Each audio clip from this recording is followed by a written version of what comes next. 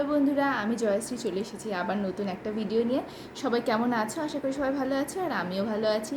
তো আজকে গেছিলাম আবারও পুচকিকে রাখতে। আমি আর ওর বাবা দুজনে মিলেই গেছিলাম স্কুলে রাখতে, কিন্তু আসার সময় যখন ওকে টাটা করি, মানে প্রতিদিন তো টাটা করি না, আজকে পিছনে ঘুরেও দেখছিল, তো আমি ওকে টাটা করলাম, সঙ্গে সঙ্গে কান্না শুরু করেছে আর ক্লাসে ঢুকেও কাঁদছিল।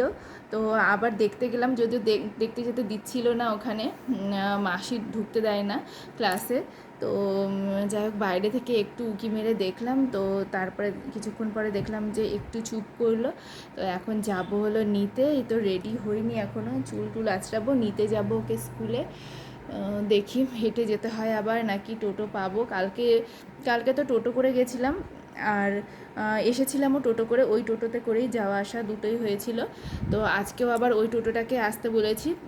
তো দেখা যাক আসে কি না, না হেঁটেই যেতে হবে। আর গিয়ে নিয়ে দেখি সব ঠিক আছে কি না, কারণ সকালে ওর শরীরটা একটু ভালো লাগছিল না। তো প্রথমে বলছিল যে স্কুলে যাব না, তারপরে আবার নিজেই আবার বলতে শুরু করলো যে না স্কুলে যাব। তো ওই জন্য আমরা দুজনে ওকে রাখতে গেলাম।